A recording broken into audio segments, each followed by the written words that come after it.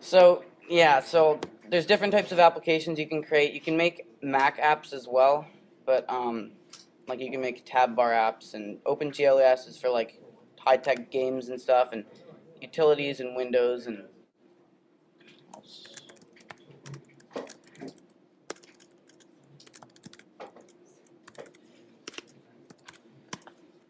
um, so you have to learn, like you have to basically learn how to code. What you can do to start an application, well, there's the different folders where you put all your code and stuff, like the app delegate and the view controllers, and resources where you add all your images and everything. So Sorry to keep interrupting. So when you create a new project, it actually created a lot of those templates for you, right? yeah, it creates all the templates for you. Like, so these tools do code generation, so you just have to fill in a bit of guts, which is not just, but at least you don't have to understand the structure of the code. no, yeah, it starts all the basic template for you. You just add in what you want to do. So if we make a hello world, I guess we can make it so that when you tap a button, a little label appears saying hello world, and another button so that when you tap it, it changes the color of the label, and I can make a button so that when you tap it, there's a little pop-up alert. That's just a really simple thing. I'll show you guys apps that I've made in a sec. So, like the .h is where you, the view controller .h is where you basically tell like the application what you're going to use or what you're going to do. So if we're going to make a label appear, we have to make an outlet for the label. So IB outlet, IB is short for interface builder, and UI is short for user interface, and the label is just one of the elements that you use. Well, a label to use in your application, and then you just give it a name. So I'll just say the label. And because if we're going to do a pop-up alert, we also have to tell our app that there's going to be a pop-up alert. So basically, UI alert view, which is what you call a pop-up alert. And so basically we have to give it a name, so I'll just say, so basically whenever we use the term alert in our app, that's declaring it right here is so that the application knows that that means that we're talking about the alert. And then you have to do this other little thing to set it up. This is just for outlets. I know it seems kind of complicated, but I just sort of memorize this stuff. It's just standard if you do it. And then you have to create your action for your button that you're going to tap when you make the label appear and stuff. So, but actually we're going to have three buttons because we're making one to make the label appear, one to change the color, and one for an alert. So IB action, IB again is short for interface builder. So I'll just call this one appear, color changer, and I don't know, pop up.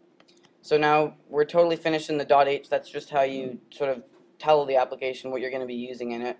Then you go to the .m to do the actual code. So you have to synthesize when you have an outlet. So we called it the label, so that like this page knows that you're using it as well. You just kind of have to remind it to check the other page that it's going to be there, and then you just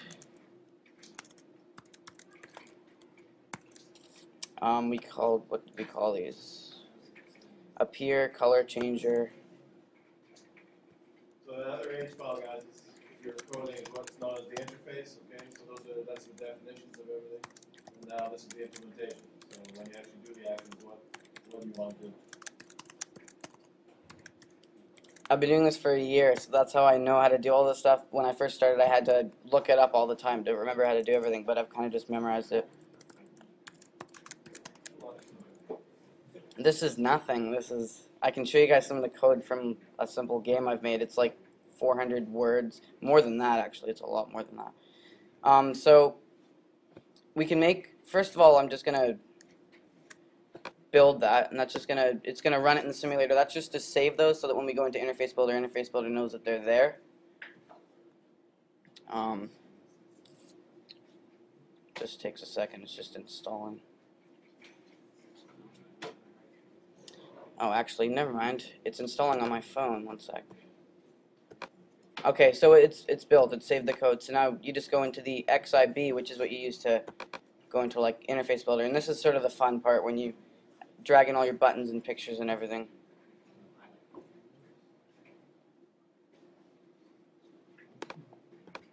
So here's the screen. If you guys have used an iPhone or an iPod Touch, you'll know there's the status bar, and you've got your library with all your elements and that you drag in. So we're going to drag in a label that we're going to make that appear. So I'm just going to leave it blank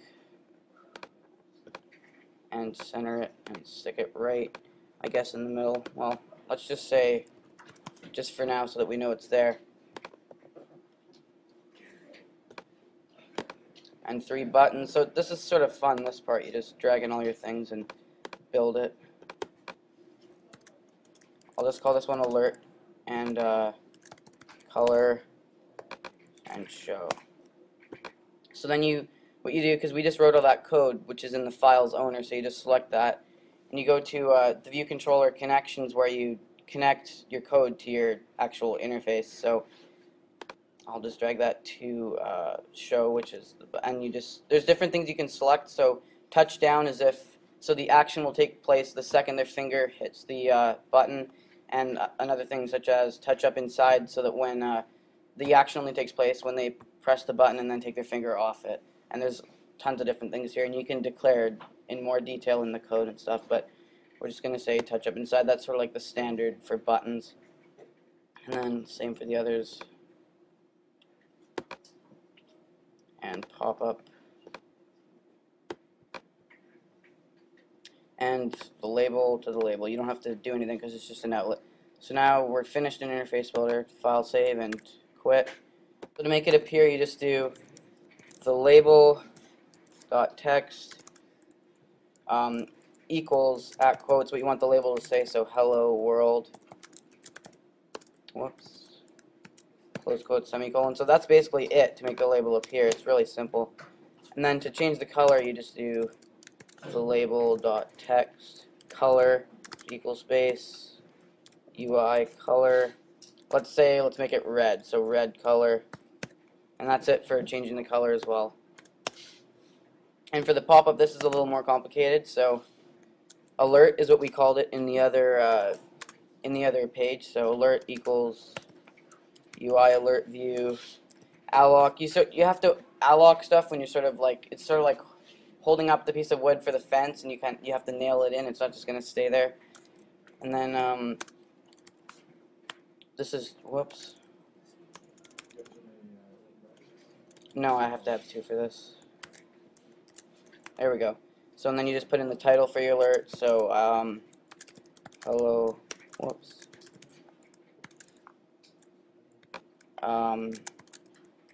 This is the message, and delegate is self. I don't really know how to explain that part. Some of the stuff I just memorized. Cancel button title, like what you want the button that they're going to tap to make it go away will say. So I don't know. Dismiss. So these are all basically all the stuff is attributes of what you're putting on the behavior of the window. Of the alert that comes up. And other button titles, you can have like 3 or 4 buttons in one alert that does different things, but I'll just leave it as nil. And then so this sort of stuff would be predefined, and so there'd be an interface document describing all the things you could do with a alert box, and you just are now adding the behaviors you want and no more. And there's a full documentation. If you go to help, there's a full documentation. You can just search alert, and it'll give you all the code and stuff. And then you have to show the alert, and then you release it just to so that it's not just sitting there, because it'll cause backups and stuff in your application. And that's basically it. So just so an alloc is traditionally just the creation of memory, right? Basically, so yeah. Create memory, and that releases again when freed memory. Yeah, and if now everything should work. No errors. When I first started, I got tons of errors all the time, but now, because I've been doing it for a year, I know how to fix them, a lot of them. So if you hit show, it makes the label appear. If you hit color, it makes it change red. And if you hit alert, a little pop-up alert comes up, and you can dismiss it. So that's basically a simple little hello world. So this is the app. So it's pretty simple. You just tap go when the light turns green and try to beat the blue car.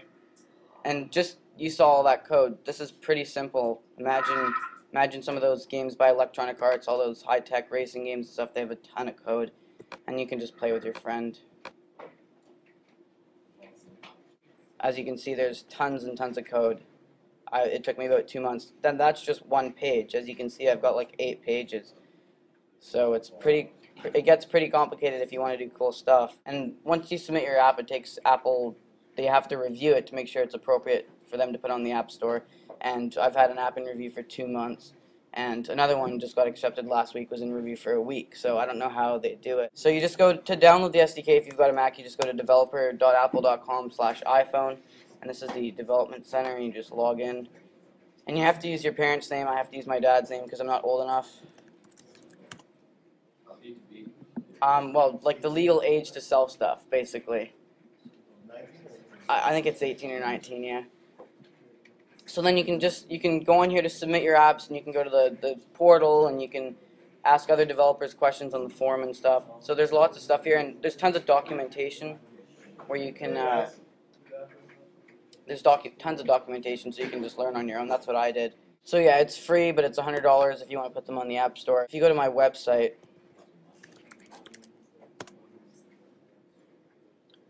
developers, I actually have a bunch of tutorials here, like just simple things like adding a loading screen, and it's got all the code here. You just, wherever that is, right here, you just copy it out.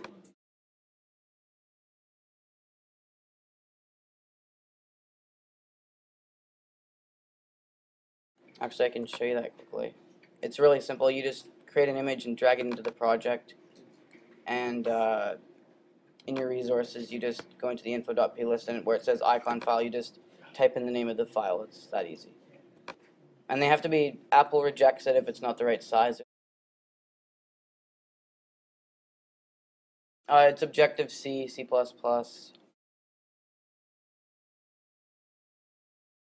Yeah. If you jailbreak, I'm sure there's some program you can get. I don't like jailbreaks because people download my apps for free. In your code, there's ways to make it so that it's hard to crack, but it's still possible. No, you don't ask that. No? I don't know. Well, if you make something good that a lot of people like, there's like 80 million people that have iPhones and iPods and go on the App Store that could download your app. I've had random people. I get random people. I've had one app that was free, and 45,000 people have downloaded it so far. I get about 500 downloads a day. Apple takes 30%, and you get 70%, so it's a pretty good deal.